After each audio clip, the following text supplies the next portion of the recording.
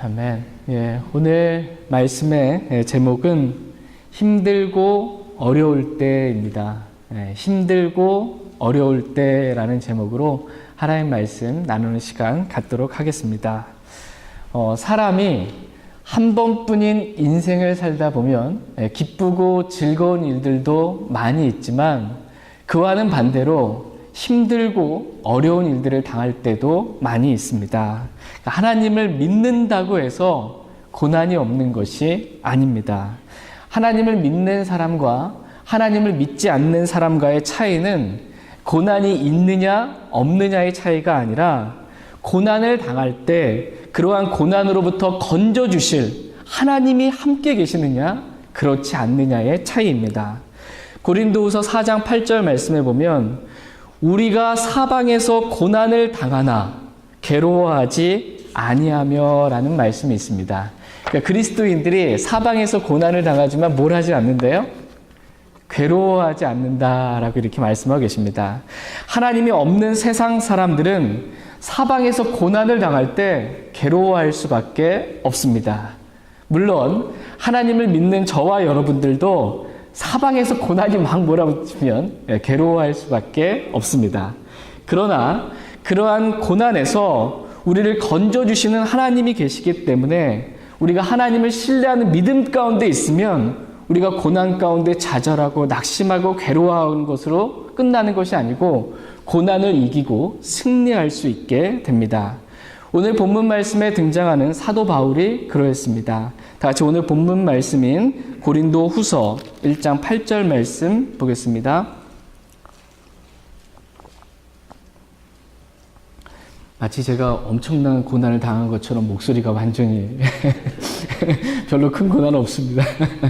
주님의 은혜입니다. 고린도후서 1장 8절 9절 말씀 보겠습니다. 8절 제가 한번 다시 읽겠습니다. 형제들아 아시아에서 우리에게 닥친 우리의 고난에 대하여 너희가 모르기를 우리가 원치 아니하노라.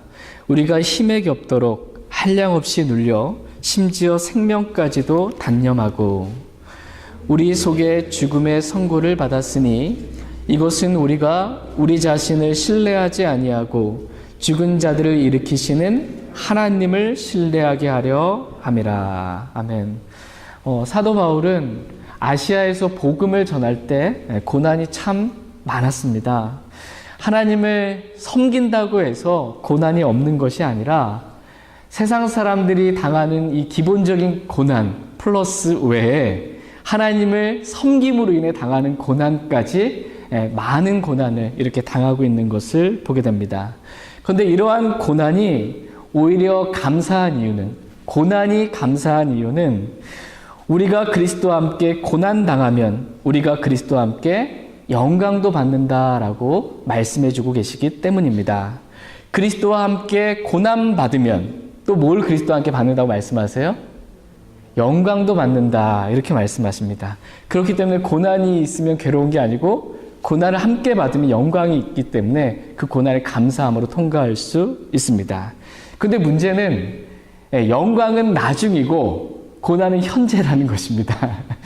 영광은 나중에 우리가 하늘에 올라가서 또 그리스도와 함께 이 땅에 내려서 천년왕국 때 영원에서 우리가 영광을 받지만 고난은 언제 받는 거예요? 지금 현재 우리가 고난을 받기 때문에 문제입니다. 사도 바울도 영광은 나중에 너무나 많은 영광을 받겠지만 사도 바울이 살아있는 동안에 주님을 섬기는 동안에는 정말 많은 고난을 당했다라고 기록하고 있습니다. 얼마나 이러한 고난 때문에 사도 바울도 힘들었던지 우리가 힘에 겹도록 한량없이 눌려 심지어 생명까지도 단념하고 싶은 그러한 마음이 사도 바울 안에 있었다라고 고백하고 있습니다. 그러니까 정말 힘들고 어려웠다라는 것입니다. 그렇다면 왜 하나님께서는 자신의 사랑하는 자녀들에게 이렇게 힘들고 어려운 고난들을 허락하셨을까요? 왜 하나님께서는 저와 여러분의 삶 가운데 고난을 허락하셨을까요? 그 이유가 오늘 본문 말씀에 기록되어 있습니다. 다 같이 고린도후서 1장 9절 말씀 다시 한번 읽겠습니다. 왜 나에게 하나님께서 이러한 고난을 허락하시는지 보겠습니다. 고린도후서 1장 9절 말씀 같이 읽겠습니다. 우리 속에 죽음의 선고를 받았으니 이것은 우리가 우리 자신을 신뢰하지 아니하고 죽은 자들을 일으키시는 하나님을 신뢰하게 하려 함이라. 아멘. 하나님께서 우리에게 고난을 허락하신 이유는 우리가 우리 자신을 신뢰하지 아니하고 죽은 자들을 일으키시는 하나님을 신뢰하게 하려고 우리에게 고난을 허락해 주셨다라고 말씀하십니다. 우리가 이 세상을 살면서 힘들고 어려운 일들을 당하는 이유가 우리가 우리 자신을 신뢰하지 아니하고 하나님을 신뢰하게 하려고 이런 일들을 하나님께서 우리에게 허락해 주셨다라는 것입니다. 그러므로 우리가 힘들고 어려울 때마다 하나님께서 지금 나에게 하나님을 신뢰하라고 그런 배움의 시간을 가지라고 이런 시간을 나에게 허락해 주셨구나라는 그러한 마음을 가질 수 있길 애원합니다. 지금 너무 마음이 힘들고 어렵다고 하나님을 섬기는 것을 포기하는 것이 아니라 하나님을 더 많이 신뢰하라고 나에게 이러한 배움의 시간을 주셨구나라는 그러한 마음을 저희 모두가 가질 수 있길 애원합니다. 저희가 이제 예배 마치고 들어가면 현실로 돌아가잖아요. 현실에서 이렇게 살다 보면은 마음이 힘들고 어려울 때가 있습니다. 힘들고 어려운 일을 당할 때마다 뭐 하라는 거예요? 훈련하라는 거예요.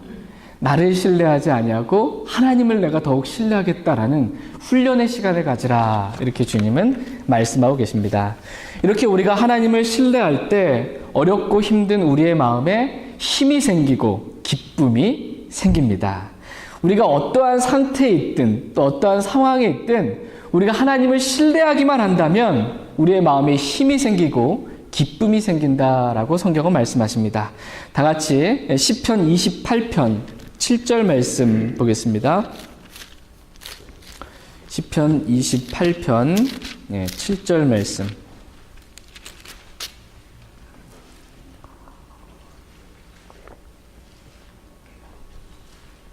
시편 28편 7절 말씀.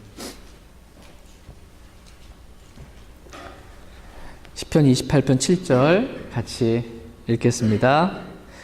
주는 나의 힘이시요 나의 방패시니 내 마음이 그분을 신뢰하여 내가 도움을 얻었도다. 그러므로 내 마음이 크게 기뻐하며 내가 내 노래로 그분을 찬양하리로다. 아멘. 다윗은 주는 나의 힘이시요 나의 방패시니이다 라고 이렇게 고백을 했습니다. 주님은 나의 힘이시다라는 것입니다. 그래서 다윗은 마음이 힘들고 어려울 때마다 주님을 기억했습니다. 그리고 주님을 신뢰했습니다. 그때마다 다윗은 주님으로부터 도움을 받게 되었다라는 것입니다. 어떠한 도움을 다윗이 받았냐 하면 그러므로 내 마음이 크게 기뻐하며 내가 내 노래로 그분을 찬양하리로다 라는 말씀과도 같이 먼저 다윗의 마음 가운데 힘을 얻고 기뻐하게 되는 그러한 도움을 얻었다라고 고백합니다.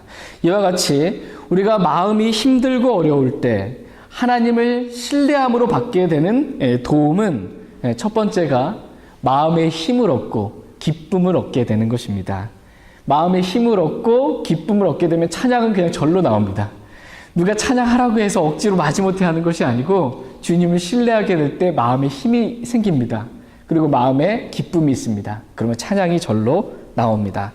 다윗은 이렇게 힘들고 어려울 때마다 주님 앞에 나아가서 주님을 신뢰함으로 이러한 힘을 얻었습니다. 다윗의 인생을 보게 되면 평생 거의 사울 왕에게 쫓기는 그러한 삶을 살았습니다. 또 이제 왕이 되어서도 이 자신의 사랑하는 아들 압살롬의 반역으로 인해서 쫓겨가는 그러한 어려움을 겪었습니다. 또 좀 평안하다 싶으니까 이 다윗이 지붕 위를 걷다가 밧세바가 이렇게 목욕하는 것을 보고 이 밧세바와 간음하는 또 살인하는 그러한 죄를 저질렀을 때 말씀에 보면 너희 죄가 너희를 찾아낼 줄을 분명히 알지니라 이런 말씀처럼 다윗은 죄에 쫓기는 그러한 삶을 살았습니다. 그때마다 다윗은 하나님을 신뢰함으로 마음의 힘을 얻었습니다.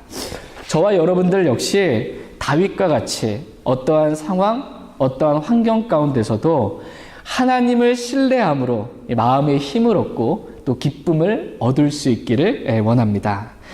하나님을 신뢰하게 될 때 얻게 되는 도움 두 번째는 실제적인 고난으로부터 우리가 건짐을 받는 그러한 도움을 얻게 됩니다. 다 같이 오늘 본문 말씀인 고린도 후서 1장 10절 말씀 보겠습니다.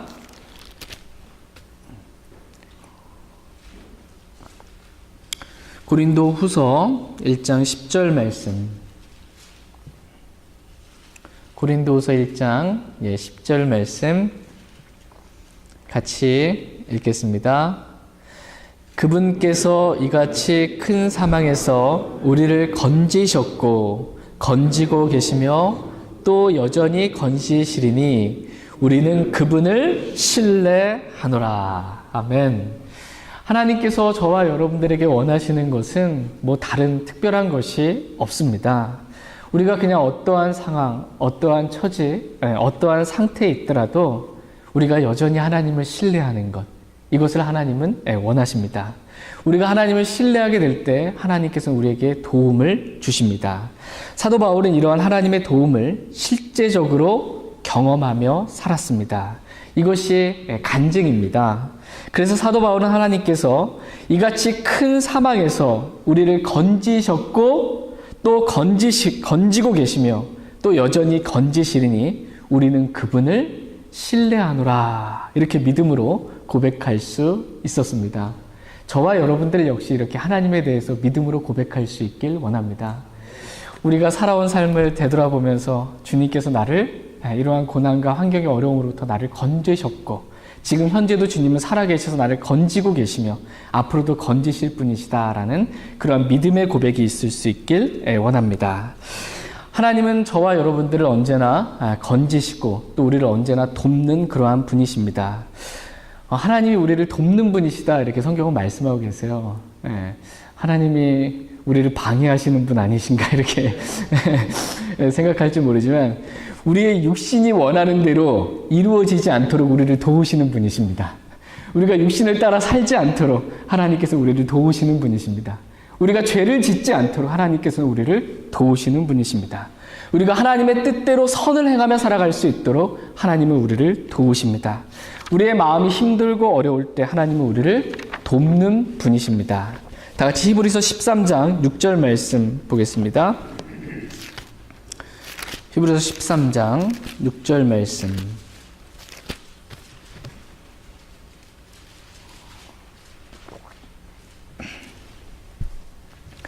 히브리서 13장 6절 말씀 같이 읽겠습니다. 그러므로 우리가 담대히 말하되 주는 나를 돕는 분이시니 사람이 내게 무엇을 행하든지 내가 두려워하지 아니하리라 하노라. 아멘. 주는 나를 돕는 분이시니 사람이 내게 무엇을 행하든지 내가 두려워하지 아니하리라 라고 말씀하고 계십니다. 그러니까 주님이 나를 돕는데 뭐가 두렵겠냐라는 것입니다. 다니엘을 여러분 한번 생각해 보시기 바랍니다. 다니엘이 사자굴에 던져졌어요. 그런데 주님은 다니엘을 뭐 하시는 분이세요? 돕는 분이세요. 주님은 다니엘을 돕는 분이시고 다니엘의 새 친구들을 돕는 분이시기 때문에 용광로에 던져진다 할지라도 주님이 도우시기 때문에 두렵지 않다라는 것입니다. 주님을 신뢰하기 때문에 두렵지 않은 것입니다. 주는 나를 돕는 분이시기 때문에 주님은 저와 여러분들을 돕는 분이시기 때문에 우리가 두려워해야 될 이유가 없다라고 말씀하십니다. 저희 모두가 이런 믿음을 소유할 수 있길 원합니다. 내가 어떠한 상황에 있든 내가 어떠한 처지에 있든 나는 하나님을 신뢰하기 때문에 두렵지 않은 그러한 믿음을 저희 모두가 소유할 수 있길 원합니다. 이와 같이 하나님은 우리의 마음에 힘을 주시고 또 실제적인 도움을 주시는 저와 여러분들을 너무나 사랑하시는 살아계신 하나님이시다라고 말씀하십니다. 그렇다면 우리가 마음이 힘들고 어려울 때 어떻게 하면 우리가 힘을 얻을 수 있는지 크게 4가지로 오늘 한번 살펴보는 시간 갖도록 하겠습니다. 다 같이 히브리서 11장 11절 말씀 보겠습니다. 어떻게 여러분 삶이 평안하십니까? 네. 네. 평안하든 힘들고 어렵든 어쨌든 우리가 어떠한 상태에 있든 주님은 저와 여러분들을 돕는 분이십니다. 히브리서 11장 11절 말씀 같이 읽겠습니다. 11절 같이 읽겠습니다. 믿음을 통해 사라 자신도 나이가 지났을 때 씨를 수태하는 힘을 받아 아이를 출산하였으니 이는 그녀가 약속하신 분을 신실한 분으로 판단하였기 때문이라. 아멘. 우리는 여기서 사라가 믿음을 통해 씨를 수태하는 힘을 받았다라는 그러한 말씀을 보게 됩니다. 그러니까 믿음을 통해 뭘 받았다라는 거예요? 힘을 받았다라는 것입니다. 믿음을 통해 힘을 받았다. 그러니까 주님을 믿으면 힘이 생긴다라는 것입니다. 지금 사라의 나이는 약 90세쯤 되었습니다. 90세예요. 그러니까 도저히 아이를 가질 수 없는 그러한 나이입니다. 90세가 되면 몸에 힘이 없고 여인들의 관례도 멈추었기 때문에 수태할 힘도 없고 만약 수태하였다 할지라도 90세가 된 이 사라가 출산할 힘이 없는 것입니다. 자매님들은 다 애 낳으신 분들은 다 아시겠지만 이게 뭐 출산하려면 이게 힘을 줘야 되는데 이게 90세 된 이 할머니가 그런 힘이 어디 있겠습니까? 근데 지금 이 사라에게 힘이 생겼다라는 것입니다. 하나님께서 정하신 때에 아이를 주시겠다라고 약속해 주셨기 때문에 사라는 그 약속의 말씀을 믿고 힘을 얻게 된 것입니다. 저와 여러분들 역시 우리 자신을 볼 때에는 도저히 힘을 낼 수가 없지만 우리의 눈을 들어서 하나님을 바라보게 될 때, 하나님을 믿게 될 때 저와 여러분들 역시 힘을 회복하게 된다, 힘을 얻게 된다 이렇게 말씀하고 계십니다. 우리가 어떻게 하면 힘을 얻는다고 우리 말씀하고 계세요? 믿을 때 힘을 얻습니다. 다 같이 이사야서 40장 29절에서 31절 말씀 보겠습니다. 이사야서 40장 말씀 보겠습니다. 저희도 주님을 믿음으로 인해 좀 힘이 펄펄 났으면 좋겠습니다. 이사야서 40장 29절에서 31절 말씀 보겠습니다. 이사야서 40장 29절에서 31절입니다. 29절 제가 읽겠습니다. 그분께서 기진한 자들에게 능력을 주시며 힘이 없는 자들에게 힘을 더하시느니라.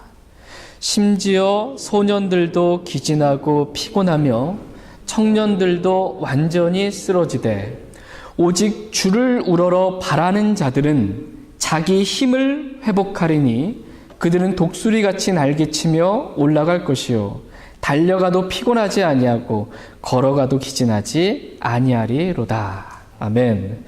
하나님은 기진한 자들에게 능력을 주시며 힘이 없는 자들에게 힘을 더하시는 그러한 분이십니다. 그러므로 오직 주를 우러러 바라는 자들은 자기 힘을 회복하리니 라는 말씀처럼 주님을 믿는 사람들은 자기 힘을 회복할 수 있다 이렇게 말씀하십니다. 그러면 달려가도 피곤하지 않고 걸어가도 기진하지 않는 놀라운 힘을 얻게 된다라고 주님은 말씀하십니다. 저희 모두가 이렇게 믿음으로 새 힘을 얻을 수 있게 되길 원합니다. 두 번째로 우리가 언제 힘을 얻게 되냐 하면 우리가 말씀을 먹을 때, 이 말씀을 먹을 때 우리의 새 사람이 힘을 얻게 됩니다. 기록된 바 사람이 빵으로만 살 것이 아니요 하나님의 입에서 나오는 모든 말씀으로 살 것이라 라는 말씀처럼 우리는 하나님의 말씀을 먹을 때 힘을 얻을 수 있습니다. 우리의 겉사람은 음식을 먹어야 이렇게 힘을 얻는 것처럼 우리의 속사람은 말씀을 먹어야, 영의 양식인 말씀을 먹어야 힘을 얻을 수 있습니다. 엘리야가 완전히 기진하고 지쳐 쓰러져서 로뎀나무 밑에서 죽기를 구하고 있었을 때 주님께서 이 엘리야에게 찾아오셔서 그를 쓰다듬어 주시면서 빵과 물을 먹고 힘을 낼 수 있게 해주셨습니다. 그리고 뭐 천둥이나 막 이런 걸로 불이나 이런 걸로 주님이 나타나지 아니하시고 고요하고 작은 그러한 주님의 음성을 통해 엘리야에게 힘을 더해 주셨던 것을 보게 됩니다. 이와 마찬가지로 저와 여러분들은 주님의 말씀, 이 고요하고 작은 주님의 말씀을 먹을 때 우리는 힘을 얻을 수 있습니다.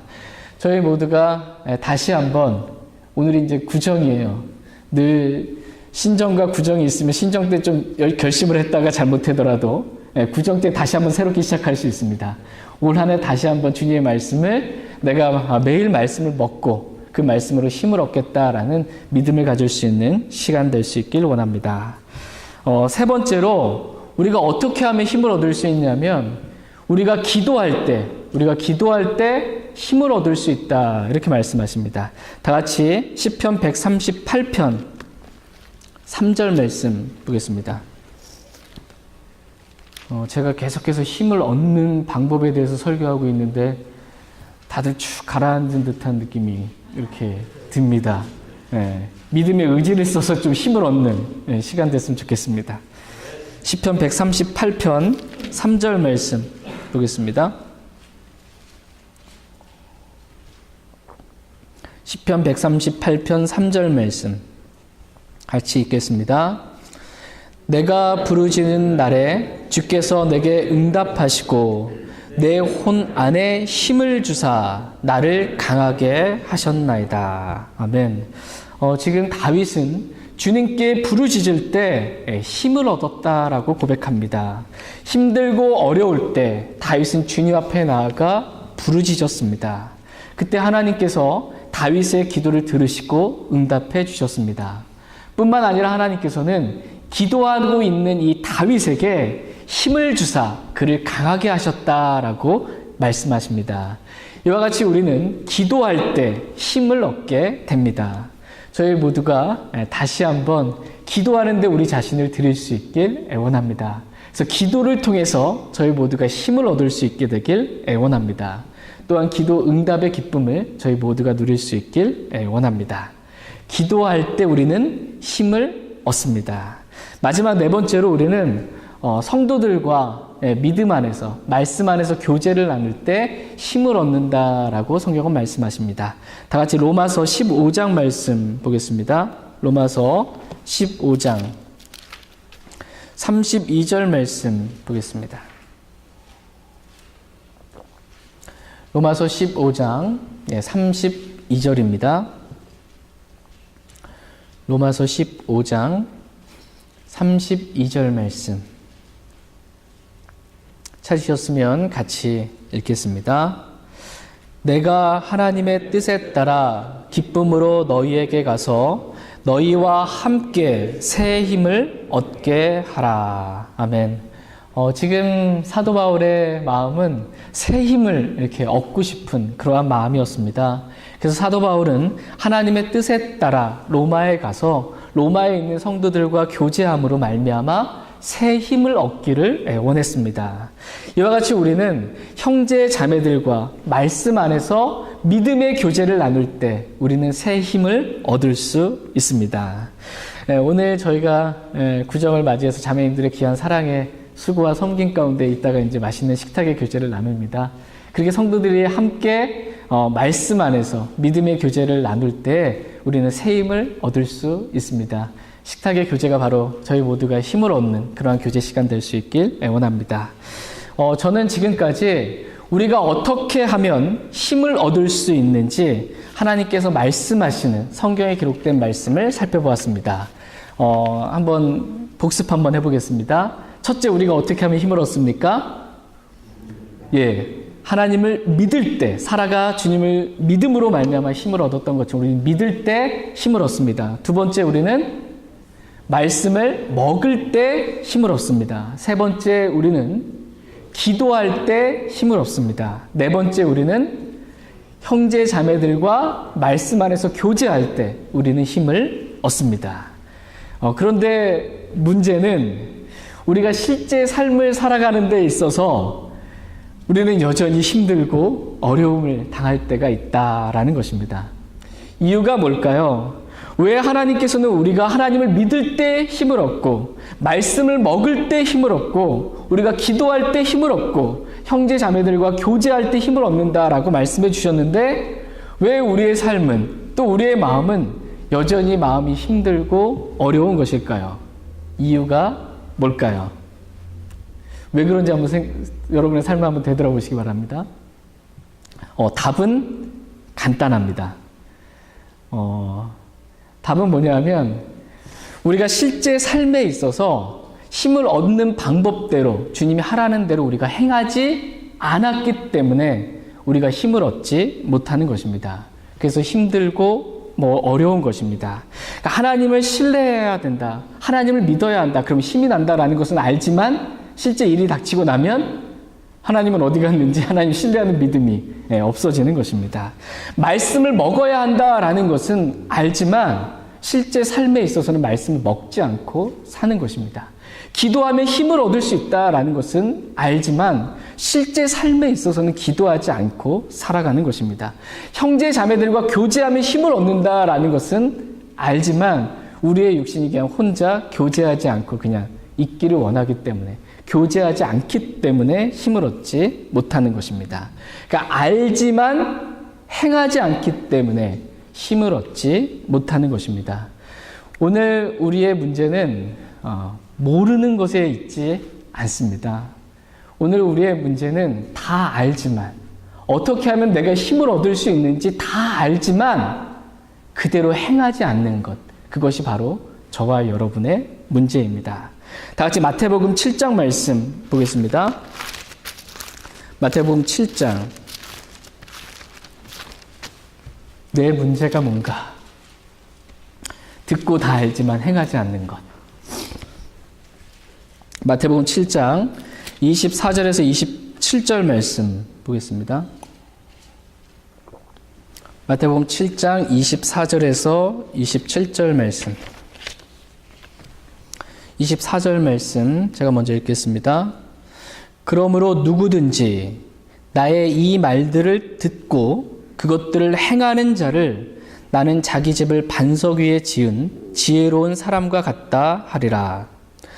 비가 내리고 홍수가 나고 바람이 불어 그 집에 부딪히되 그것이 무너지지 아니하였나니 이는 그것을 반석 위에 세웠기 때문이라.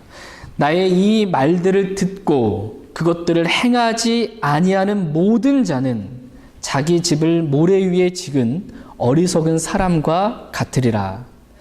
비가 내리고 홍수가 나고 바람이 불어 그 집에 부딪힘에 그것이 무너져 그것의 무너짐이 심하였느니라 하시니라. 아멘. 우리는 여기서 하나님께서 인정하시는 지혜로운 사람과 어리석은 사람을 보게 됩니다. 이러이러한 사람은 지혜로운 사람이고 또 이러이러한 사람은 어리석은 사람이다라고 친히 주님께서 말씀해 주신 것입니다. 과연 나는 어떤 사람인지 오늘 말씀의 빛 가운데 한번 우리 자신을 비춰보기를 원합니다. 나는 지혜로운 사람인지 아니면 어리석은 사람인지 하나님 앞에서 우리 자신을 되돌아볼 수 있길 원합니다.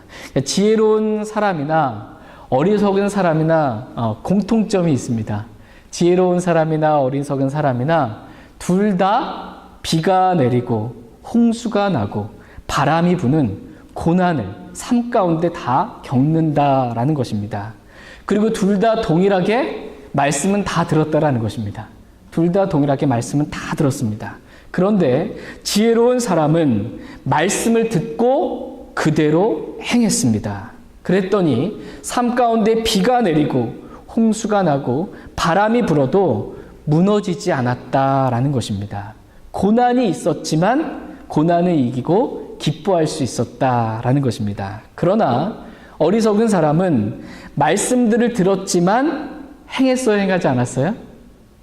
말씀은 듣기는 했지만 행하지는 않았습니다. 듣기만 하고 마치 말씀을 들은 내가 그런 사람인 것처럼 스스로 속인 것입니다. 아, 나도 이 말씀 알아 라고 그렇게 순종하며 살지는 않으면서도 나는 그런 사람이야 라고 속은 것입니다. 그랬더니 비가 내리고 홍수가 나고 바람이 부는 이 자신의 삶의 고난이 닥칠 때 그 사람은 무너지게 되었다라는 것입니다.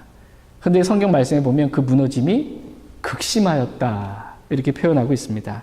그러니까 말씀을 듣기는 들었지만 행하지 아니함으로 무너지게 된 것입니다.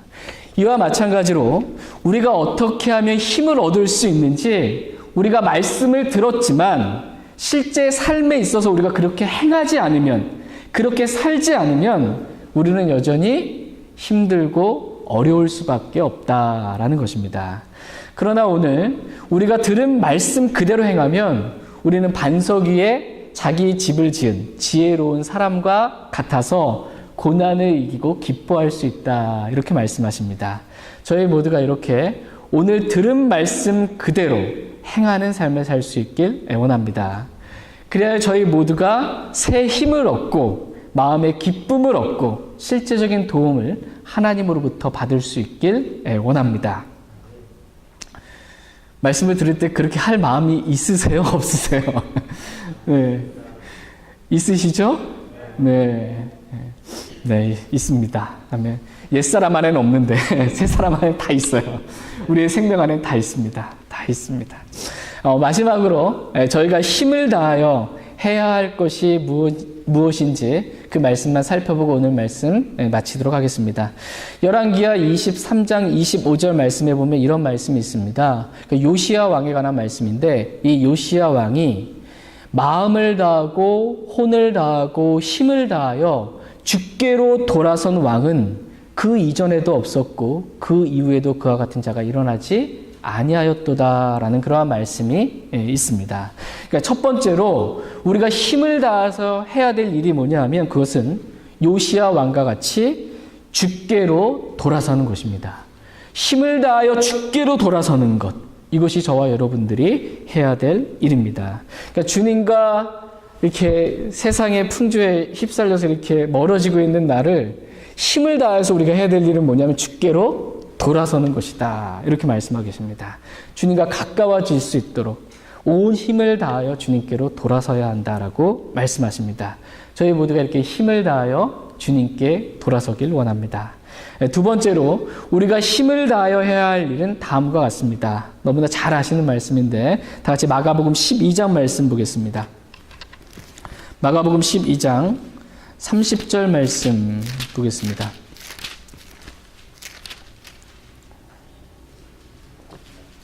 마가복음 12장 30절 말씀. 마가복음 12장 30절 말씀까지 살펴보고 오늘 말씀 정리하고 마치겠습니다. 마가복음 12장 30절. 힘을 다하여 우리가 해야 할 일. 마가복음 12장 30절 같이 읽겠습니다. 너는 내 마음을 다하고 혼을 다하고 생각을 다하고 힘을 다하여 주 내 하나님을 사랑하라 이니라. 이것이 첫째 명령이니라. 저와 여러분들이 가장 먼저 지켜야 될 첫째 명령이 지금 뭐라고 말씀하고 계세요? 우리가 마음을 다하고 혼을 다하고 생각을 다하고 힘을 다하여 주님을 사랑하는 것이다. 이렇게 말씀하고 계십니다. 힘을 다하여 우리가 해야 할 일, 그것은 바로 주님을 사랑하는 것입니다. 여기서 하나님을 사랑한다 라는 그러한 말은 마음에 뜨거운 무슨 감정이 아니라 말씀에 순종하는 것을 의미합니다. 요한복음 14장 말씀에 보면 예수님께서 내 명령들을 가지고 그것들을 지키는 자가 나를 사랑하는 자요 라고 이렇게 말씀하신 것처럼 주님의 말씀을 가지고 그 기록된 말씀대로 지키고 순종하는 사람, 이 사람이 바로 주님을 사랑하는 사람이다 라고 말씀하십니다. 찬양 부를 때 CCM 같은 거 부를 때 눈물을 흘리고 이게 주님 사랑하는 게 아니고 마음의 감정이 뭔가 뜨거워진 게 주님 사랑하는 것이 아니고 내 말씀을 가지고 지키는 자가 주님을 사랑하는 자다라고 말씀하십니다. 하나님께서 오늘 저와 여러분들에게 힘을 다하여 우리가 해야 할 일, 그것은 하나님을 사랑하는 것이라고 말씀하십니다. 요한계시록 3장에 보면 영적인 부흥이 있었던 필라델피아 교회의 성도들이 한 일이 칭찬받은 일에 대해서 기록되고 있는데 그것은 이 성도들이 적은 힘을 가지고도 내 말을 지키며 내 이름을 부인하지 않은 것, 이것에 대해서 칭찬해주고 있습니다. 이와 같이 우리도 힘이 있다면, 우리가 현재 가지고 있는 그 적은 힘이라도 있다면 그 힘을 가지고 우리가 해야 될 일은 뭐냐면 말씀을 지키는 것입니다.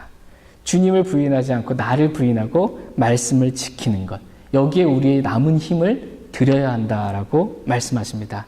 그러면 필라델피아 교회 성도들이 영적인 부흥을 경험했던 것처럼 저와 여러분들도 영적으로 소생하게 되는 부흥을 경험하게 될 줄 믿습니다.